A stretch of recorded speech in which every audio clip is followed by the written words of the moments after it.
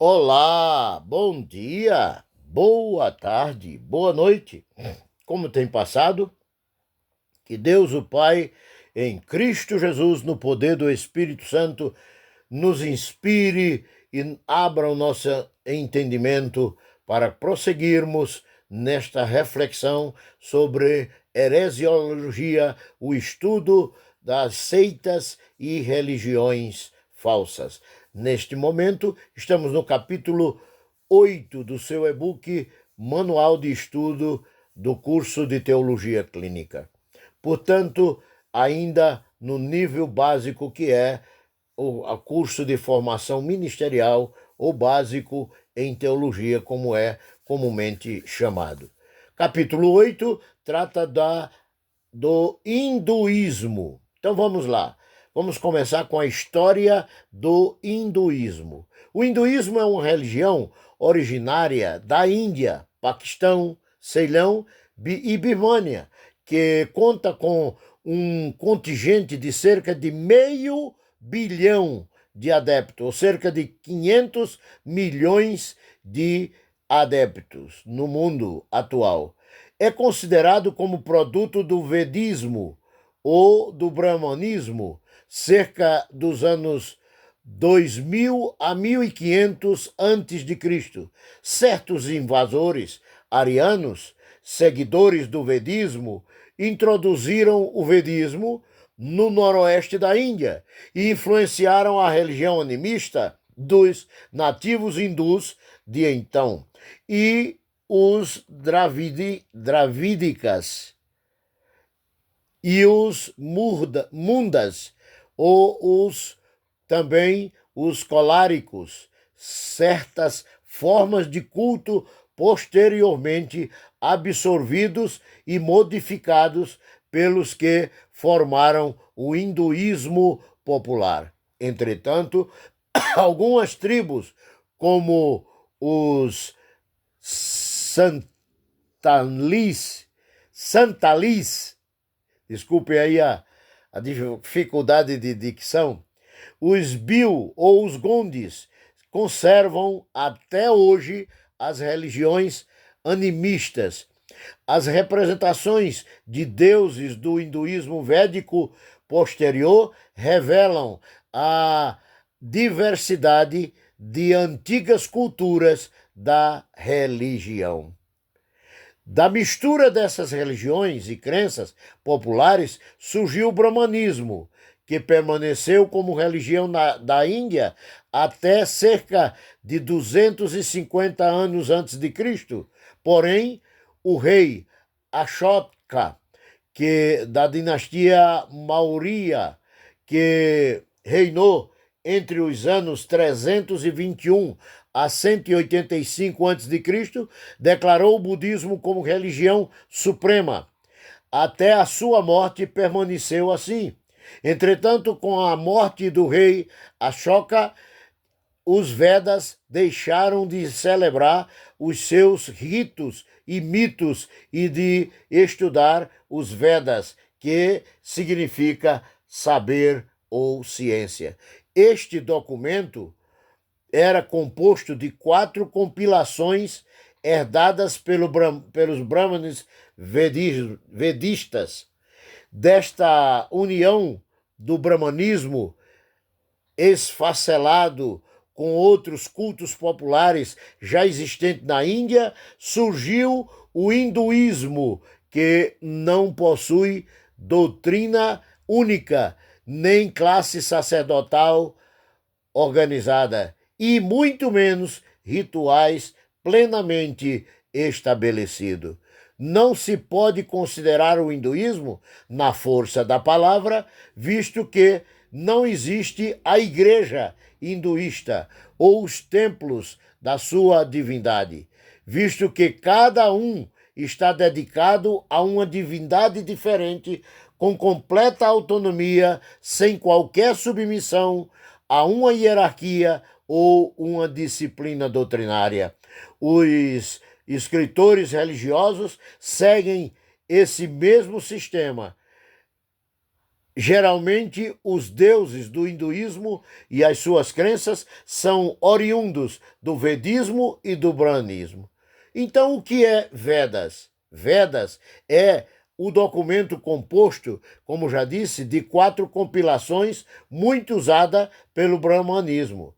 No hinduísmo, o estudo dos Vedas não tem muita importância, ao menos em algumas escolas filosóficas do hinduísmo. Conheçamos algumas coisas importantes sobre cada um dos Vedas.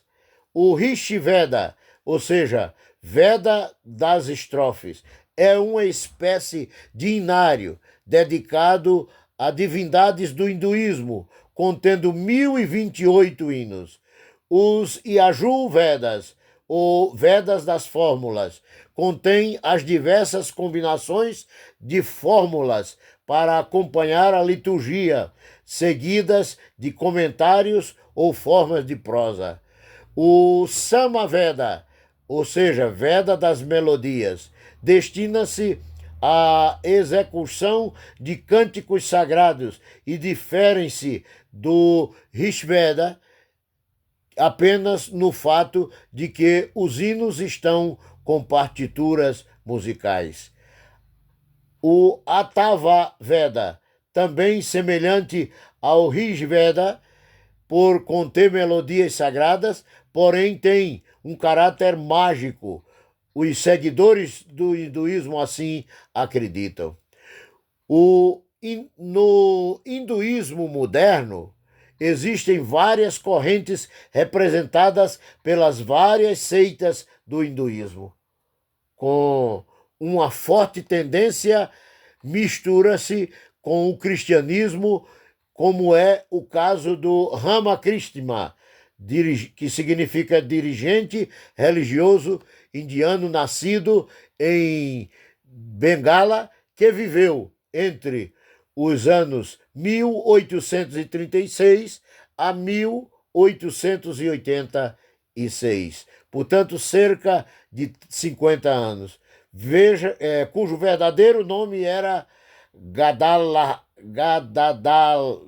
Gadadara, quase não saiu. E agora vai ficar o outro nome mais difícil, Chattopadhyaya, mais ou menos isso. Esse homem é considerado um santo pelos seus seguidores, que creem que este homem tinha visões de Deus como Rama, Sivan, Kali, Alá e Jesus Cristo. Ele ensinava que todos estes são uma revelação do Deus único.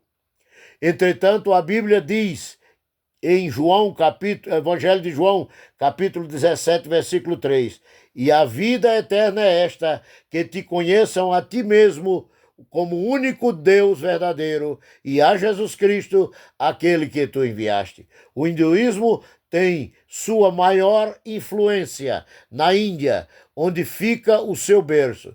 Lá existe 85% dos seguidores do hinduísmo no mundo. Os outros 15% se dividem em islamismo, 9,9%, cristianismo, 2,3% na Índia, o sikhismo, 1,7%, o jainismo, 0,5% ou 0,5%, o budismo, 0,1%, e outras religiões e seitas, 0,5%, portanto, 0,5%. Quanto às doutrinas do hinduísmo, o que pensam eles sobre Deus, por exemplo, sobre os anjos, sobre o ser humano, e também sobre a salvação e muitas outras doutrinas. Sobre os seus deuses, o hinduísmo admite a existência de vários deuses. Os 3 principais são o Brahma, que é o criador de todas as coisas, o Vishnu, conservador do universo, o Sivan, consolador. Assim eles imitam a Trindade com seus falsos deuses.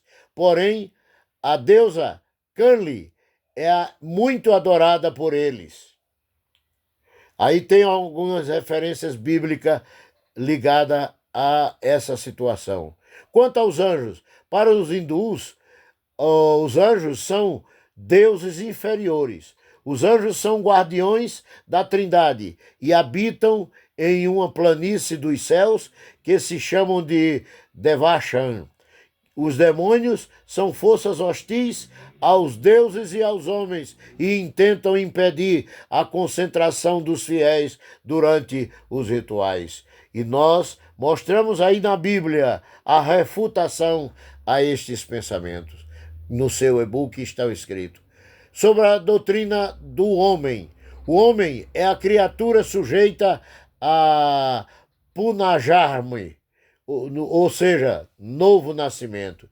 Depois de reencarnações, poderá se elevar e chegar a entrar em fusão com Deus, de quem emana, ou seja, fazer parte de Deus. A Bíblia condena isso em Gênesis, Jó, Salmo, Hebreus. As referências estão no seu e-book. Quanto à doutrina da salvação, a salvação da humanidade, segundo o hinduísmo, depende do esforço de cada um através dos samasaram, através das reencarnações como humanos e também, às vezes, como animais, que é a transmigração da alma. A salvação depende deste ciclo de encarnações e de fusão final com a divindade. A Bíblia refuta isso em Atos, em Hebreus e em Apocalipse, conforme você vê no seu e-book. Para refutar suas teorias, usamos as que refutam também as teorias espíritas. Que Deus, o Pai, em Cristo Jesus, no poder do Espírito Santo, abençoe a todos e cada um de nós e até a próxima aula, o 9º capítulo do seu e-book, que é sobre o budismo. Amém.